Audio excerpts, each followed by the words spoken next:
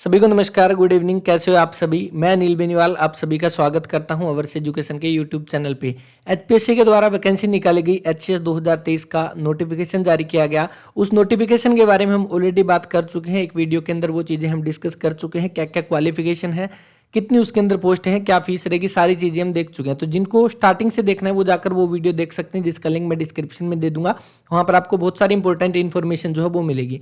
अब देखो, अगर आप जाओगे एचपीएससी की ऑफिशियल वेबसाइट पे तो यहाँ पर एडवर्टाइजमेंट का जो सेक्शन आपको दिखाई दे रहा है, देखो इसमें कंप्लीट दिखाऊंगा कहाँ से आप नोटिफिकेशन डाउनलोड कर सकते हो, किस तरह से इसको अप्लाई कर सकते हैं। बिल्कुल step to step, final step जहाँ तक आप प्रिंट करोगे, जहाँ तक आपका फॉर्म सबमिट होगा, कंप्लीट इस वीडियो में प्रोसेस हम देखने वाले हैं।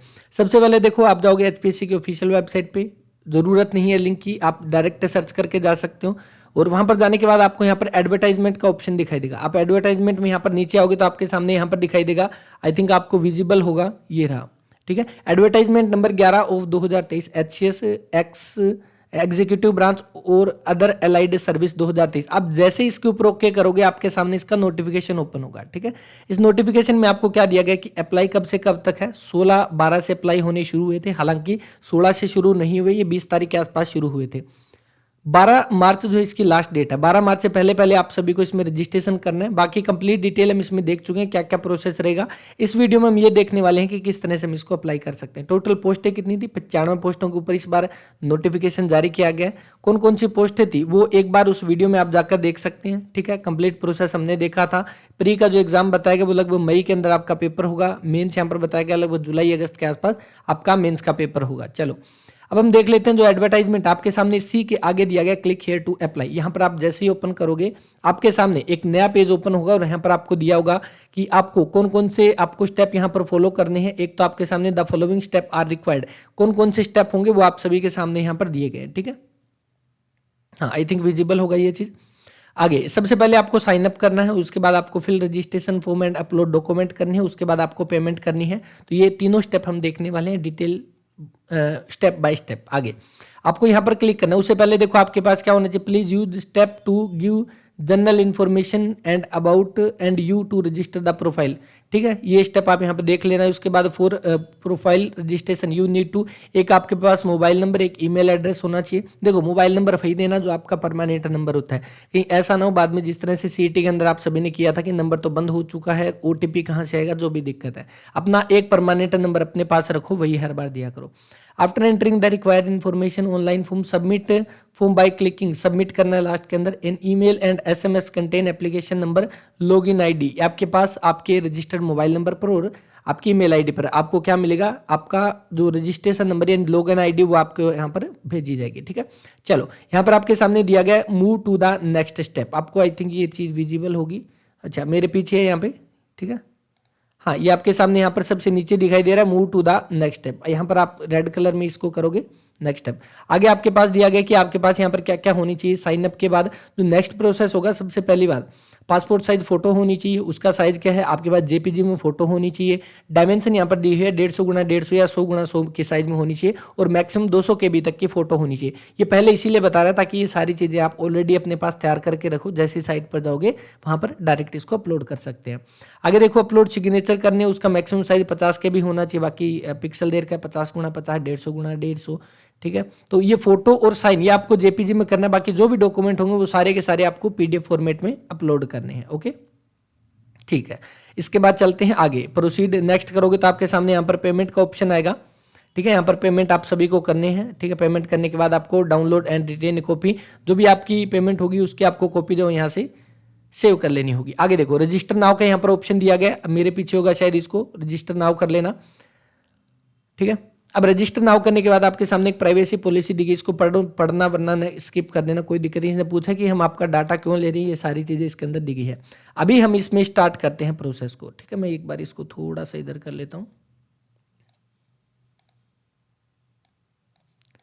ठीक है। देखो इसके अंदर आपका क्या देगा, सबसे पहले नेम ऑफ एप्लीकेंट, आपको अपना नाम लिखना है, जो भी आपका ओरिजिनल नेम है, आपके आधार कार्ड पे है, आपकी 10th की मार्कशीट पर जो नाम है वो आपको यहाँ पर देना है। उसके बाद आप कहाँ से हो, सिटीजन ऑफ इंडिया है, सिटीजन ऑफ नेपाल है या भूटान है, कहाँ से आप रिलेटेड हो वो यहाँ पर, जैसे इंडिया का हो जाएगा इसके अंदर।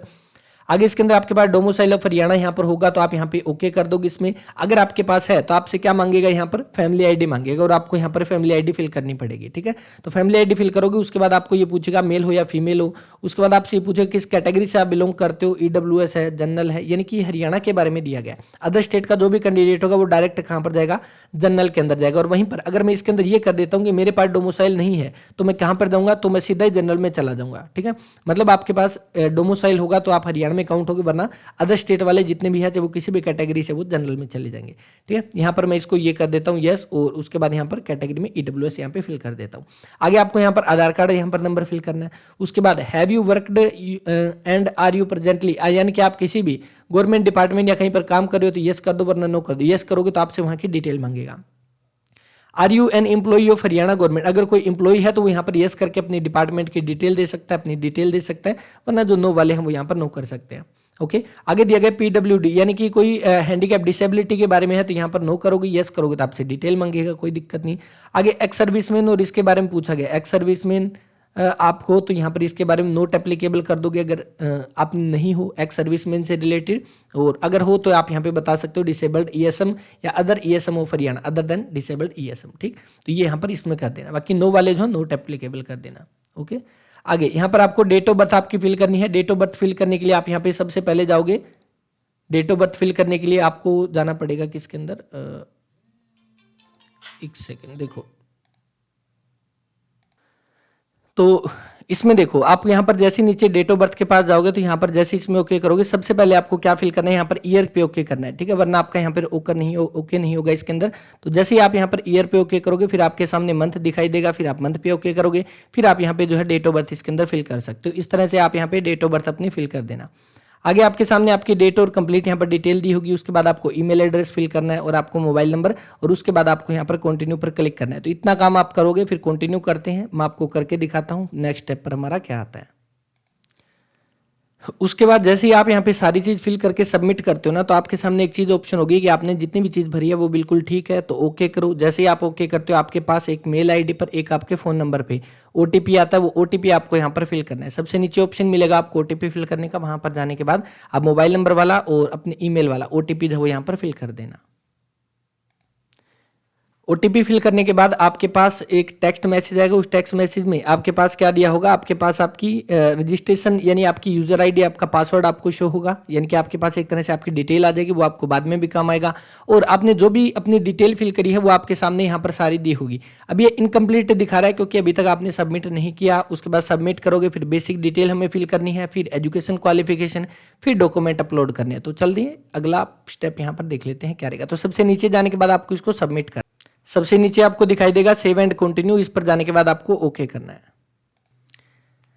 अगला पेज जो शो होगा उसमें आपसे बेसिक डिटेल मांगेगा। बेसिक डिटेल में आप देखो यहाँ पर मदर नेम मांगा गया, मदर नेम फिल करना है, फादर नेम जो एग्जैक्ट है ना वही भर देना जो 10th की मार्कशीट में आपके दिया गया। उसके बाद have you ever debarred from UPSC, debarred किए गए हो तो यहाँ पर नो कर देना इसके अंदर, अगर किए गए हो तो यस कर देना। आर यू चाइल्ड और grand child of the freedom fighter, क्या आप किसी के हो तो आप यहाँ पे यस कर देना, वरना नो कर देना।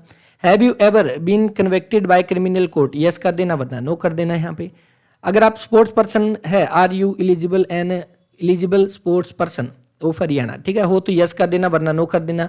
Are you an employ of government of Haryana, हो तो यस कर देना, वरना नो कर देना। अगर यस करोगे ना तो आपसे यहाँ पे कुछ डिटेल मांगेगा इसके अंदर, ठीक है। देखो have you executive any bond with the government of Haryana, ये दिया गया इसके अंदर। जैसे आप एक्स सर्विसमैन पे यस करोगे तो यहाँ पर यस कर देना। आगे एड्रेस आप सभी को यहाँ पर फिल करना है। लाइन नंबर 1 देखो जहाँ पर भी स्टार लगा हुआ है वो तो कंपलसरी है फिल करना। यहाँ पर सबसे पहले इसमें अपना एड्रेस फिल कर देना, उसके बाद अपना स्टेट यहाँ पर फिल कर देना, कौन से स्टेट से बिलोंग करते हो, ठीक है। डिस्ट्रिक्ट यहाँ पर फिल कर देना, उसके बाद अपना विलेज यहाँ पर लिख देना, फिर तहसील, फिर पिन कोड। ये लिखने के बाद आपको यहाँ पर नीचे जाना है। अगर आपका परमानेंट एड्रेस अलग है, ये आपका कौन सा, ये कोरस्पोंडेंस एड्रेस है, ठीक है। अगर आपका परमानेंट और कोरस्पोंडेंस दोनों सेम है तो यहाँ पर कर देना सेम इज कोरस्पोंडेंस एड्रेस, आपका दोनों सेम हो जाएंगे।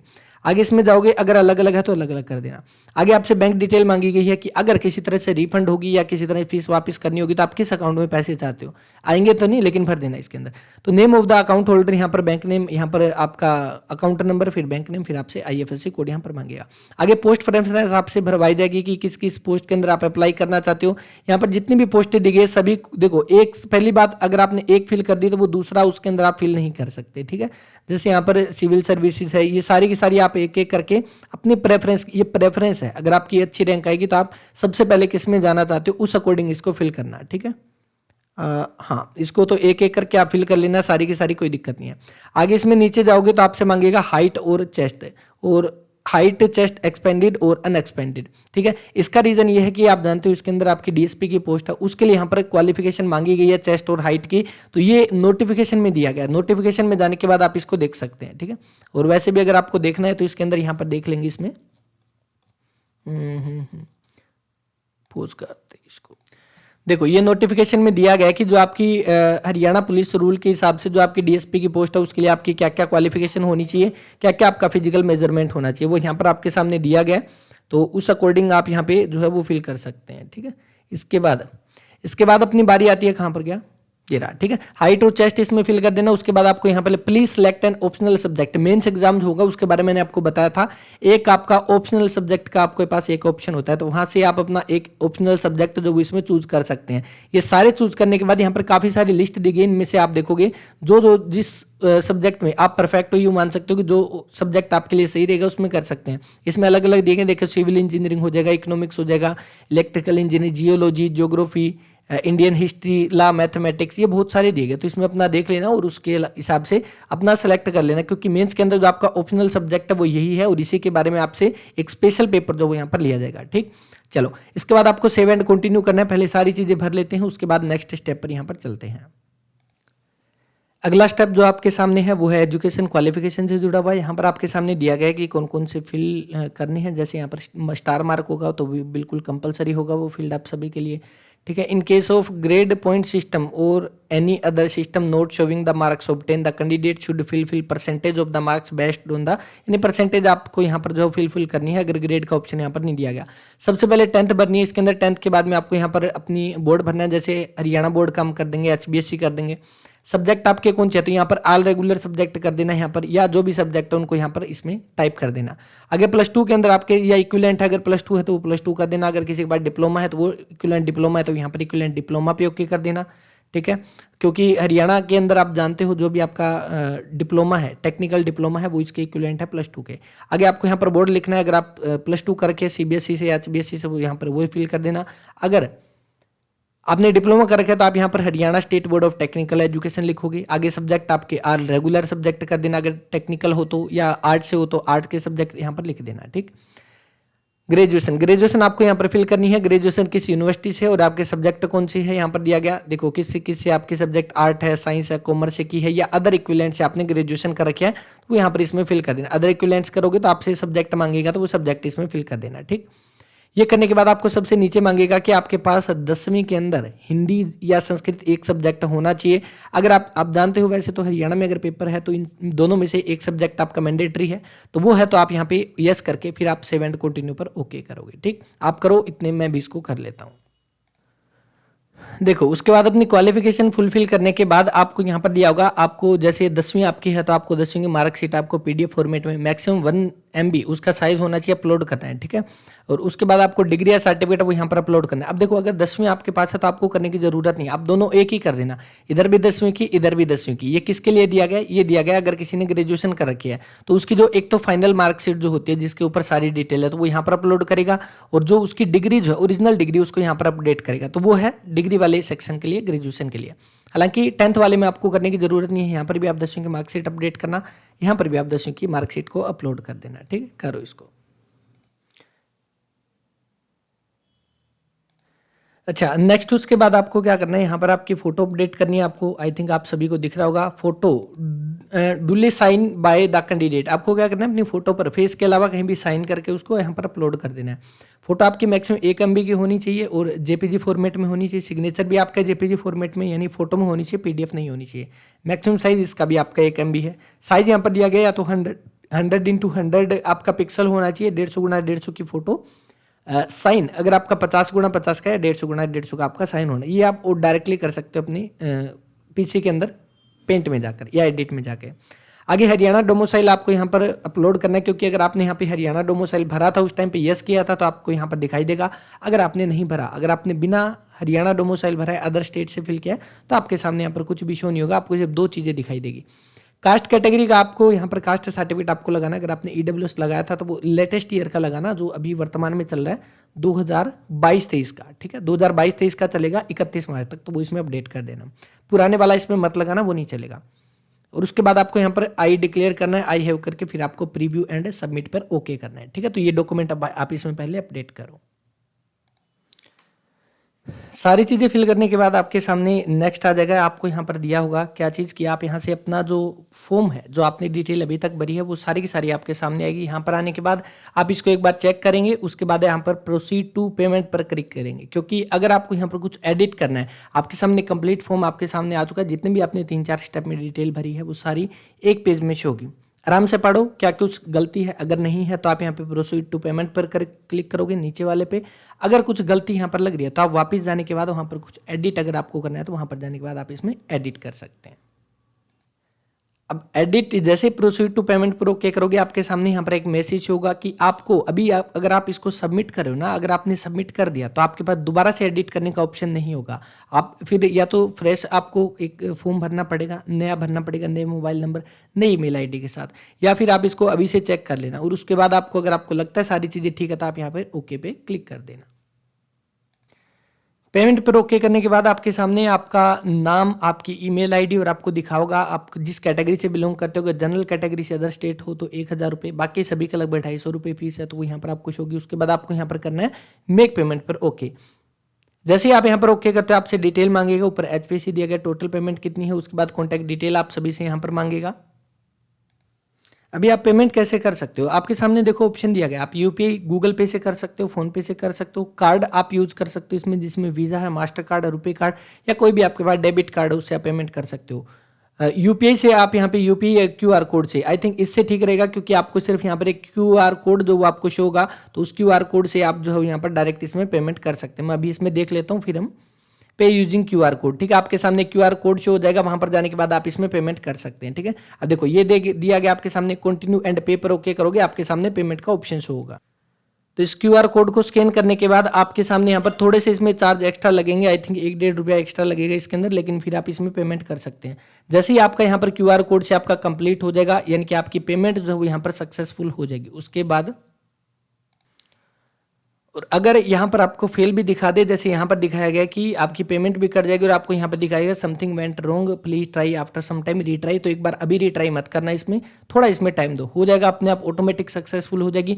24 घंटे के बाद आने के बाद दोबारा से चेक करना, कहीं ऐसे ना हो कि पहले वाली भी हो जाए और अभी वाले भी चले जाए। थोड़ा यहाँ पर वेट करना, आपकी पेमेंट हो जाएगी आराम से। और नहीं हो तो 24 घंटे के बाद आपकी जब वैसे जैसे पैसे वापस आते हैं आपके अकाउंट के अंदर जो कटे हैं पहले, उसके बाद आप दोबारा से ट्राई करना, ठीक है। क्यूआर कोड वाला थोड़ा ईजी रहेगा, इसमें आपको ज़्यादा कुछ करने की जरूरत नहीं है, डायरेक्ट क्यूआर कोड आएगा, स्कैन करो, पेमेंट करो इसके अंदर, ठीक है। तो उसके बाद जैसे ही आपका ये प्रोसेस कंप्लीट होता है, देखो अभी क्या दिखा रहा था इसके अंदर, पेमेंट फेल हो चुकी है, लेकिन यहाँ पर देखो स्टेटस पेड हो चुका है। और जैसे ही आपकी पेड होगी यानी आपकी पेमेंट हो जाएगी, एट ए टाइम आपको दोबारा नहीं करना। अगर फेल हो जाए थोड़ा वेट करो, एक दिन का कम से कम 24 घंटे का वेट करना, आपकी पेमेंट ऑटोमेटिक यहाँ पर पे हो जाएगी। पे होने के बाद आपको यहाँ पर स्टेटस भी दिखाई देगा पे का, और प्लस में आपके पास एक मैसेज भी आ जाएगा, टेक्स्ट मैसेज में आपको इश्यू होगा कि आपकी जो पेमेंट है वो सक्सेसफुल हो चुकी है।